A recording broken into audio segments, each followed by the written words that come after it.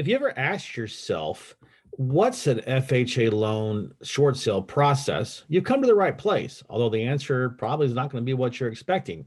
Hi, I'm Don Thornton. I'm known as Don, the short sale guy, because I've done close to 2,000 short sales in my period of time, helping homeowners get out from under upside down house and out of foreclosure and to limit the damage to their credit. In this video, I'm going to talk about how FHA is different and specifically about their waterfall program and why they do loan modifications first, why their value disputes are a little bit more difficult and how sometimes they won't even do a short sale if the damage is too much, and why at the very end it takes a little bit longer to get the written approval. So what is the waterfall process for FHA? Basically, the Federal Housing Administration, they want to help people stay in their house. They're making efforts to try to make it as easy as possible, or at least give options for people to get out of foreclosure and stay in their property.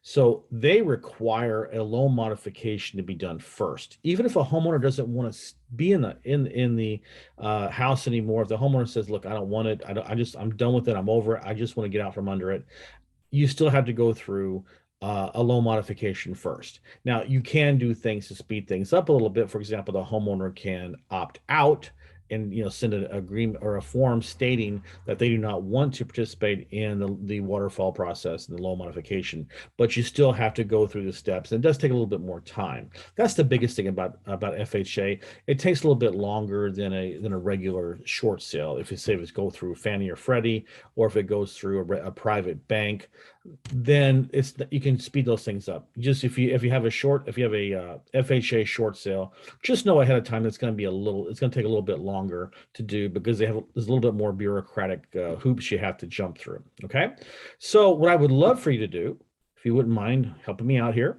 is go down to the corner of the screen here and click on the subscribe button. I would love it if you would be able to subscribe to my channel and get notifications when my next video drops, because I do a lot of these things. And obviously, if you're on this channel and watching this video, it means that you're interested in short sales. And I'm going to be giving so much content out here in the next months or whatever. You're going to be overwhelmed. So get notified.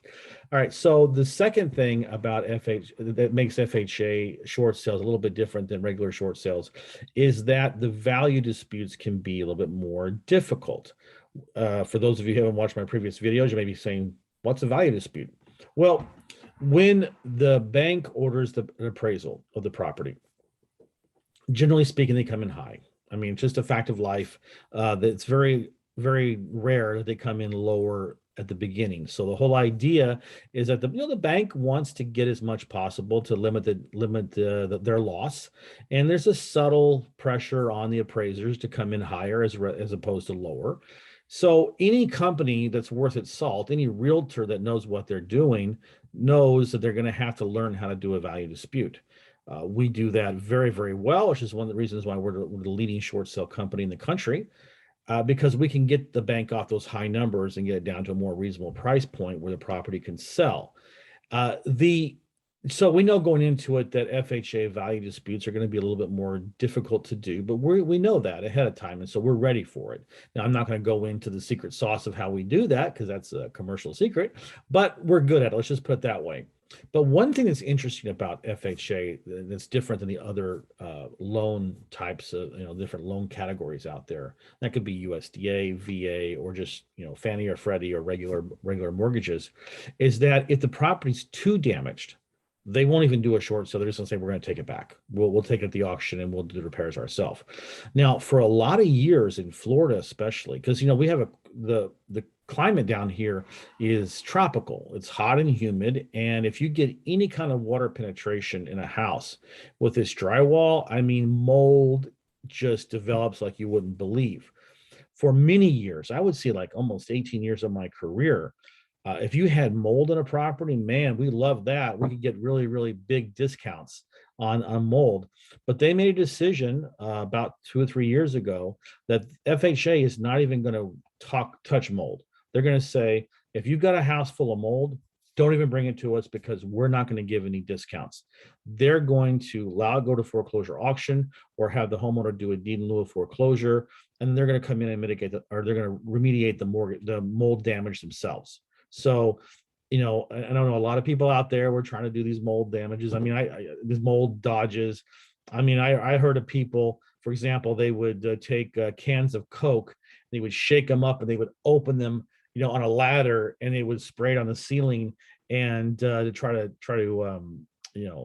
make phony water damage on the ceiling or whatever. Guys, they caught on all that stuff. So if you're trying to do that, don't have the FBI knock on your door, okay?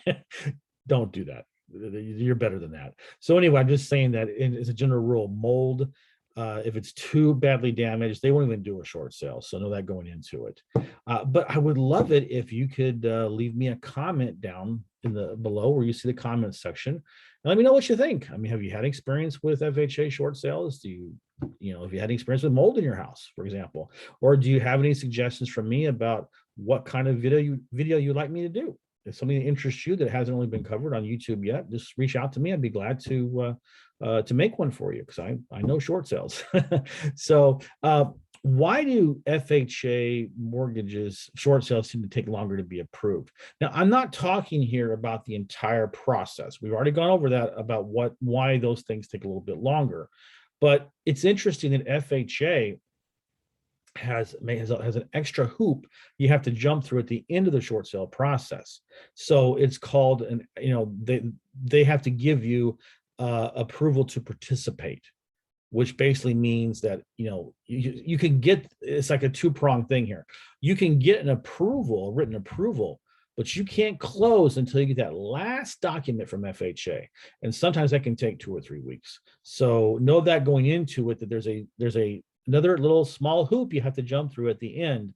So a written approval does not mean you can start popping corks and popping champagne bottles and celebrating, because you got to wait for that last FHA form to be given, and then you have it clear to close. Well, once you submit your final HUD and get that approved, but that's typical. That doesn't usually take longer than 72 hours before you can get it clear to close. So that's the little difference there. So what I want you to do is, if you're a homeowner and you have an FHA mortgage and you're on the fence about whether you should do a short sale or not, or whether you should, or with whom you should do the short sale, what company I should say, then I want you to go down to the description of the video here, and you're going to see a website. It's called donbuyshouses.now.site.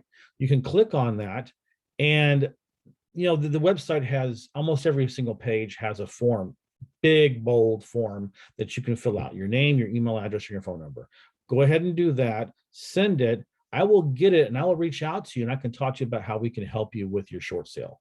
As I mentioned before in other videos, I've been doing this for almost 20 years. We've helped around 2,000 homeowners with short sales, and we have an A+ rating with the Better Business Bureau since 2004, when we first started closing short sales. I don't know of any other company out there that has that kind of track record. So we can do it in all 50 states.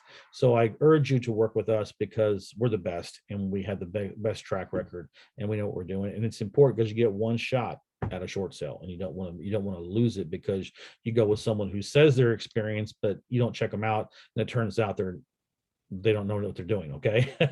If you're an investor and you run into these types of situations where a homeowner is upside down and needs a short sale, but let's say you're a wholesaler, you don't know what to do about it, it's okay.